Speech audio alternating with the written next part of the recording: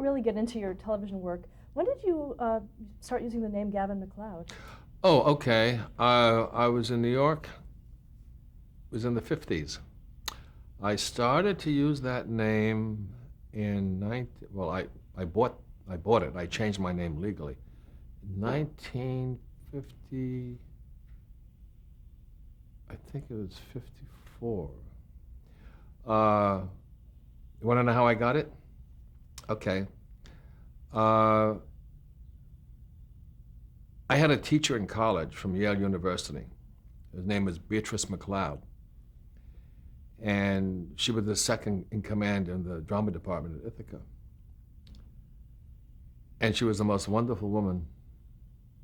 She was the brightest, the kindest, the fairest to the students, and the most inspirational for me.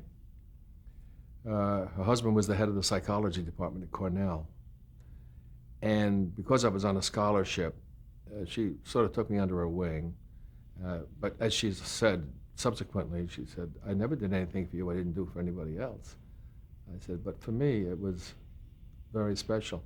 I would go up and clean the windows of their home, and do the hedges, the same old stuff I did when I was 13. And it just helped me get through school, give me some extra spending money. But as a teacher, as a director, she was from Yale, and she directed with flags. I had never seen that. Tyrone Guthrie did. I never saw that before. And the other teacher, Eugene R. Wood, the head of the department, used to come from the inside out, Stanislavski, Boleslavski, that whole, the antithesis. So I was given both techniques of awareness of how to direct. I sat in New York with my friend Jan Peters, whose name used to be Erwin Podolsky, so he's used to changing names, and his wife Rita, and we decided to put something together. And we went through everything, first name, and then I remember seeing on a live half-hour program in New York, Jean-Pierre Armand was the star. A show, John Van Druten wrote a little half-hour thing called Gavin. And the story of Gavin was that all you knew was this Jean-Pierre Armand and his wife were having this big party. And they had all these trophies on their fireplace mantle.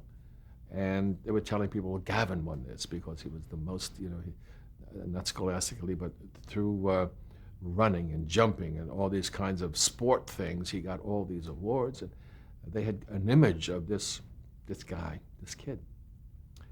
And they talked about him almost the whole 20-something minutes. Near the end of the program, you saw an elevator door open, and you saw the guy with the club foot walk, and go to their front door and ring a bell. And Jean-Pierre opened the door and said, Gavin, what are you doing here? Well, it just struck me as being, I love the sound of the name, and I never forgot that show because it just, that these parents didn't accept this boy for who he was. They tried to make him out to other people something else, and it was so dishonest. And now they were going to have to deal with it because now he was here. The reality had arrived. And they never went any further. It ended with, Gavin, what are you doing here? Because they'd built up this image of this great sports athlete, and here this kid comes in. So I remembered the name, and I said, Jan, Rita, I said, what about Gavin MacLeod? Hey, that's good, And that's what we did.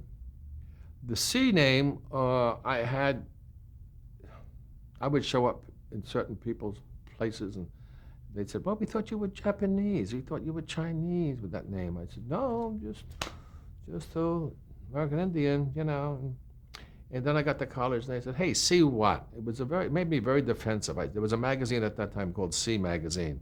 There was Life, Look, C. It was a little small, inexpensive one. And I said, my uncle owns C Magazine. What do you think about that? So I get tired of sort of having these darts come at me about my name, and I said, someday I'm going to change that. So when I did, my mom said, your dad's going to turn over in his grave. But it's worked all right. Had I known it was so difficult for people to spell and pronounce, I never would have chosen it. But I did it for Mrs. MacLeod. I just loved Mrs. MacLeod. And I finally got to see her again twice since then. When I gave the commencement address at the college and got my honorary doctorate, I said, I'll go if I could meet B. And they arranged for her, she and I, to meet and have some time together. And she said, I never thought I did anything special. I said, you just don't know, you know. And then we went back for our 50th college reunion, and she came. They brought her in to see. There were about 5 of us. And we took pictures, and there she is. Her mind is still like this. You know, she reviews shows and things. She's in the home for the old elderly, and a lot of hugs and kisses. And she's 90, I think she's 95, 96 now. Yeah, my mom. So that's how that all happened, and of course $600. And I had a friend from college whose brother was a young attorney. So he did it, and it's got to be published in so many newspapers and so forth. And ever since then, that's who I am. Let's talk about some of your television work, Okay. starting with Peter Gunn, which you had mentioned before. That was Peter. in 1958. Peter Gunn. Can I tell you something? This might help somebody. There was a television personality called Hal March, who hosted $64,000 Question. He was also from the theater, but that's made him very popular. When that ended, they decided to do a pilot, a Hal March show. So I went over for an interview, and I had just done Operation Petticoat with Cary Grant and Tony Curtis, because I had a mohair sweater that I loved, and I wore it. Anyway, I was cast as this young Frankenheimer kind of a director character. And so I didn't have a car, so we were going to shoot at MGM. They signed me for 6 out of 13. And this is the pilot. So I go in my rental car, and it's so exciting. And they've been working all day. And he introduces me to everybody, and we start rehearsing some scenes. I'm holding the script in my hand and making physical notes and so forth. And we break for lunch. We come back from lunch. And I said, I'm going to go back early because I want to work on these things. And when I got back there was nobody there. And the assistant director came, and he said, Kerwin Coglan wants to see you. Kerwin Coglan was the casting director. I said, oh. So he said, why don't you take your sweater with you? That sweater that I love, my new sweater. I said, okay. So I start going, and as I start walking closer, it was on the MGM lot, closer and closer. I wonder if I'm being fired. I wonder if they're letting me go. So I got to it was a screen door. The secretary, I said, hi. I said, I just had this thought. Is this what's happening? She said, yes. I said, I never got a chance to show them. Wow. So I went into Kerwin's office. He said, yes, I had to get somebody else at lunchtime. He said, they don't know what. He said, you're still going to get paid. I said, that's not the point. I have to go home and tell my wife I was fired as an actor, the only thing I ever thought I could do, you know. I was despondent. Now, the point is coming up. I went to my agent. They said, you're going to get paid. I said, it's not that. And then I go home, but I couldn't see my wife yet. So Harry Guardino and his wife were living next to me. And he said, what are you doing home? I thought you were doing the show. I said, they fired me. A lot of things, he said. Threw an ashtray. He was very volatile, Siciliano. So when I finally tell my wife, we're sitting there, the phone rings. It's my agent. He said, they're doing a pilot called Peter Gunn, and Blake Edwards wants to see you. Do you know who he is? I said, no. He wants to see you, and it's this. You have to be there by 4:30. I said, I'll be there. So I had my hairpiece in the box, you know, and I had my pictures in it. And I went down, and I met Blake, and we just sort of hit it off. And Blake Edwards said, I want to use you for this. I said, and then I Want to Live was happening just at the same time. And I said, well, I know somehow it doesn't sound like, but it is. It was right in at the same time. And he said, I'm going to change from Italian to Irish, and I want you to play this guy named Fallon. And I worked for him. I met Herschel Bernardi there, Peter. I met Craig Stevens. And Hank Mancini, met everybody, Lola. And it was sold like this. I went to a screening. As soon as they finished it, it was sold like this. Blake Edwards. And Blake Edwards, I did a lot of things for after that. And do you want me to tell you some of the things I did for that, Blake? Sure. Okay.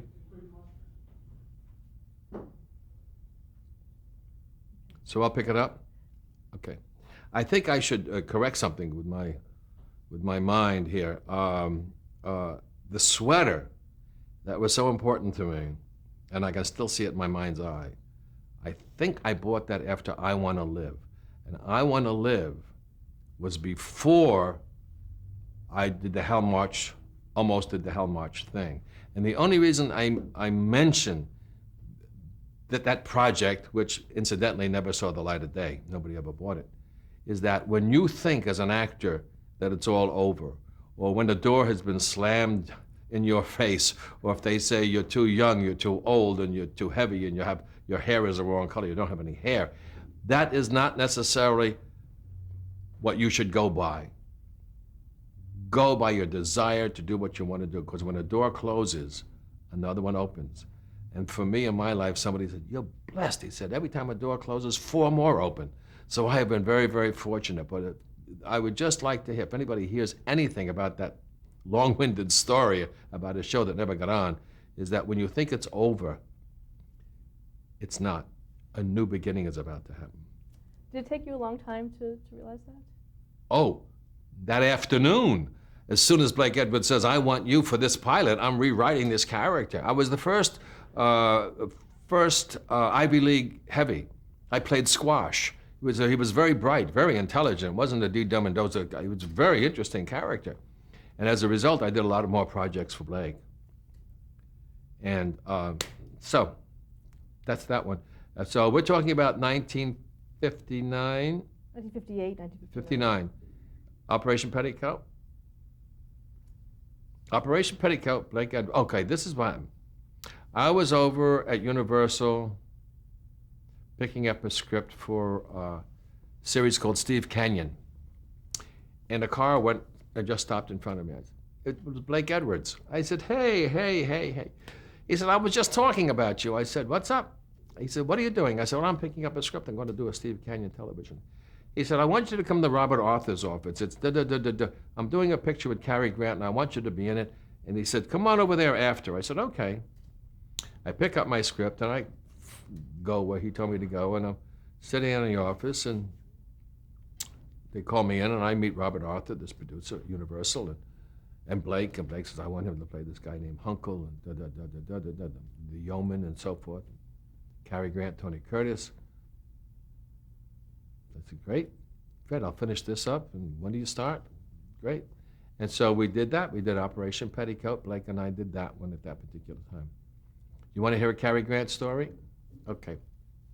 Because if I could look like anybody in the world, maybe for 10 or 12 minutes, it would have been Cary Grant. Most guys feel that way. We did Operation Petticoat. Okay, 1959. He was great. He was absolutely, Marion Ross and I were pals on that picture. We were pals years before that. And someday, during this, maybe we can talk about Marion. So I don't see Cary Grant until the night before the movie. It's a screening. And I see him, he was married to Betsy Drake at that time. And he's very cordial, very nice, and so, period. Then, we're doing The Love Boat. This series, which was called Mindless Television, took off like crazy. And they had a big fundraiser one year. One of our ships came in, and all of Aaron Spelling's stable of actors, all those stars came down to be on the ship. It was a fundraiser. It might have been it was for the new museum downtown that Doug Kramer was on the board for, the Museum of Modern Art downtown, MoMA. And Bobby Short was in one room singing entertainment. Diane Carroll was in another one. It was fabulous. So I'm downstairs with my wife and one of my daughters and other people at a table, and we're all eating in the dining room, and in comes Cary Grant.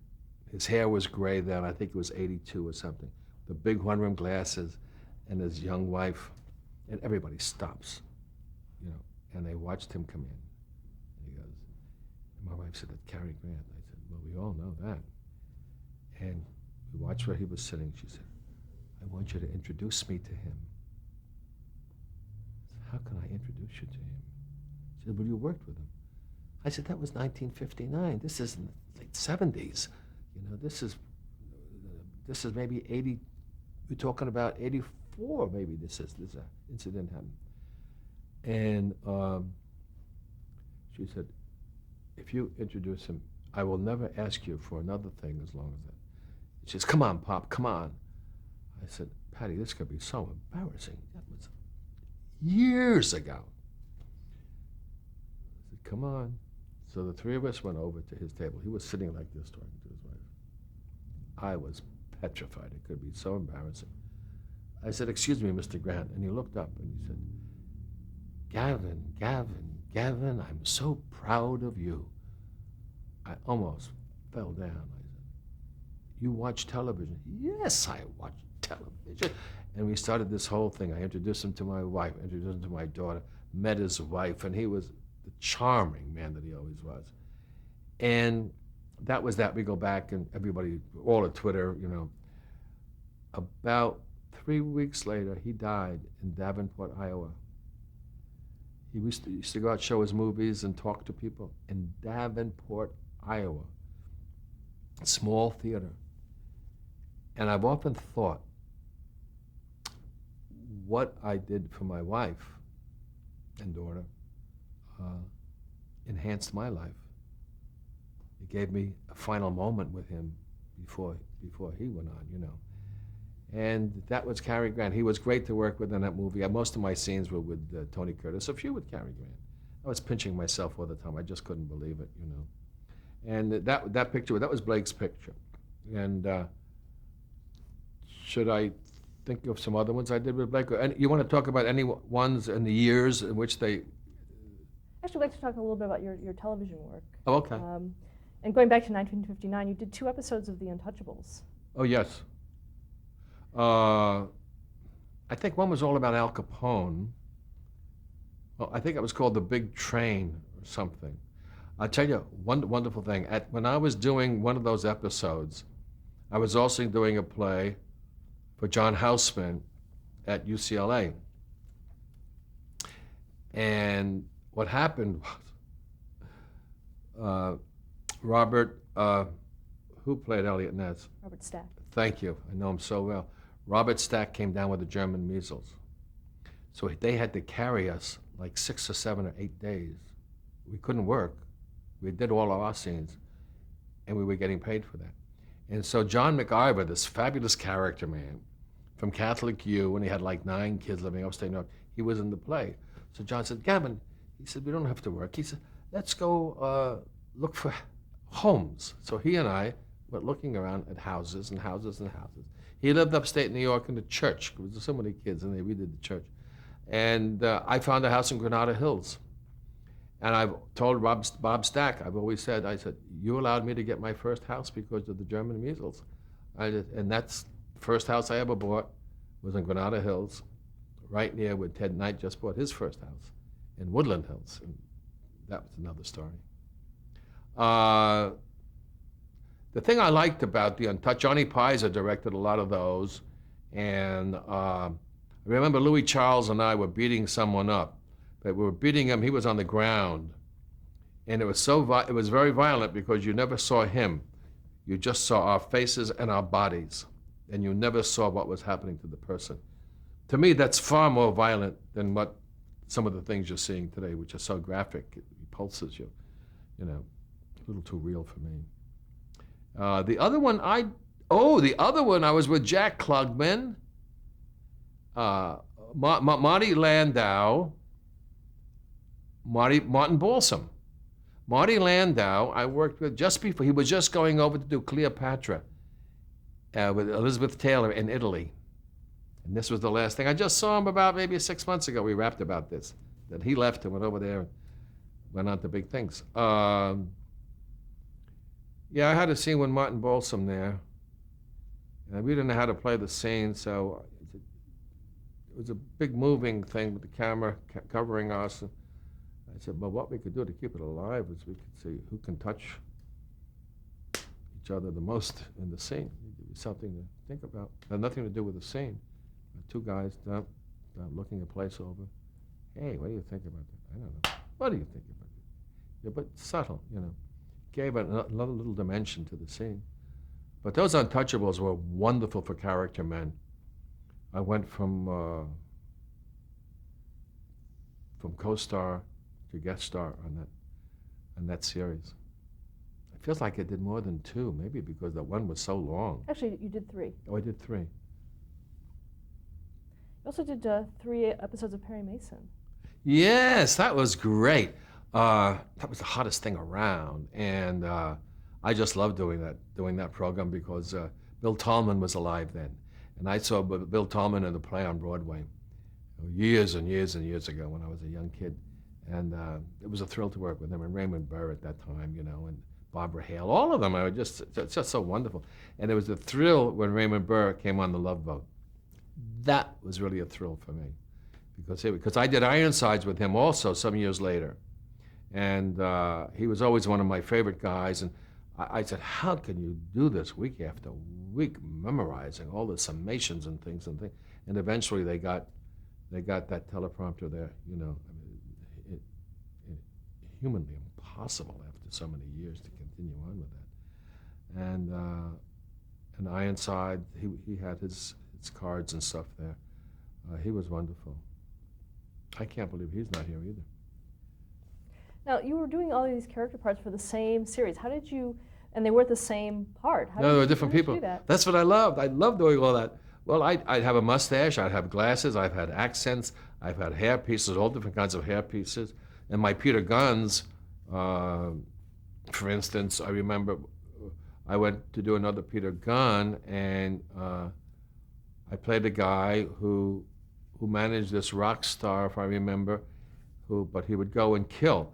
And he had on a false nose, of Akim Tamirov's hairpiece, the wonderful Russian actor many years ago used to say, it was MGM, so they had these things in stock, and I wore his hairpiece.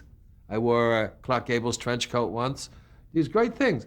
And so I had the hairpiece on, a fake nose, and these black and white shoes, which would give away that he was the killer.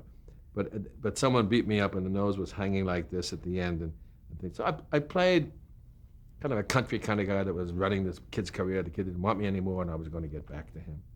How can I remember that? That was so many years ago. But it was interesting to me always to try to get into other people's lives and psyche to see where they're coming from. You write a biography, and you try to bring another person to life, you know. And that was always challenging and fascinating to me. As a guest star, did you feel welcome usually by casts? I think probably.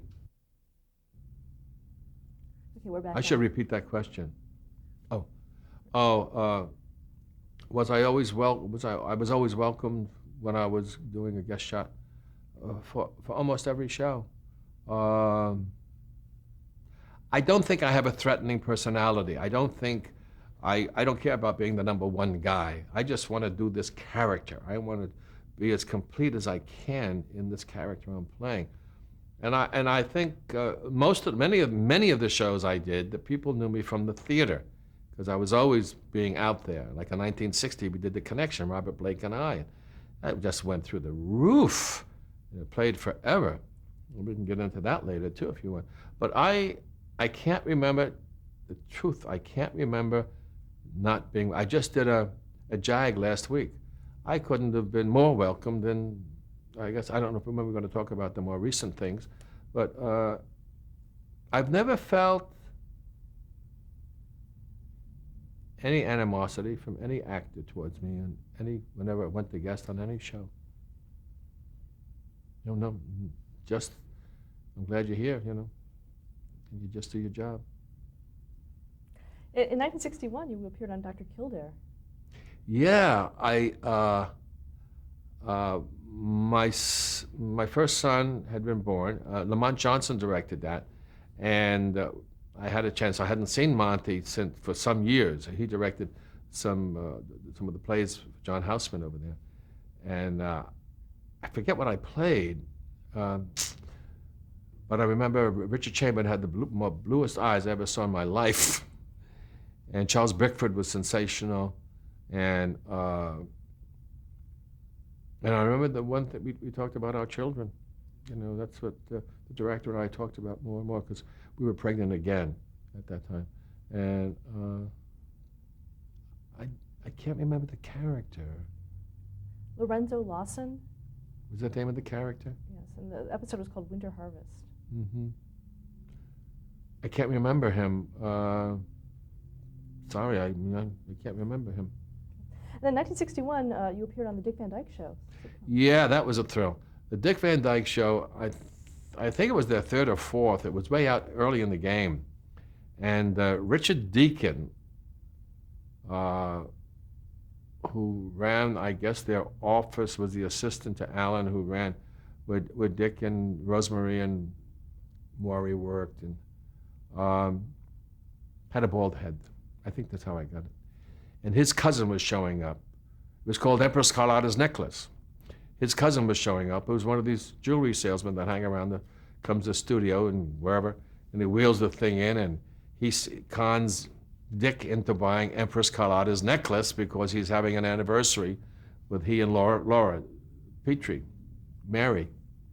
And so that was the whole thing, and I did that. Then I did another one, but I never did it because I had appendicitis. There was another one we were rehearsing where I was this guy that owned a Jewish delicatessen, and I used to send Rosemary, talk about messages. I used to send Rosemary messages in her sandwiches, you know. And I mean, it was beautiful stuff. We used to talk about the goldfish and about how they loved each other. And he's a very funny, kind of interesting kind of guy. Okay, so we're rehearsing, and then there's like Memorial Day. There's one extra day for the weekend, and I wind up in the hospital. So I couldn't do it, and they had to shoot it. And they got this other wonderful guy. They had the cards for him and everything, and he went and did it. But I never did that other one. But I've worked with Carl Reiner since, you know, and that was a great company to work for. You know, Sheldon Leonard, who I loved, and Danny Thomas, and that whole group there. Carl Reiner was sensational. I think Sid Melton was the one. Sid Melton is the one, right? I saw it. You'd never know. You know, he was wonderful for that part. Wonderful. And there I was. Rosemary sent me a book, I remember. Somebody sent me flowers, and I was crying because I couldn't do it. But that's the way that goes. Okay, let's stop there to change the tape. Okay.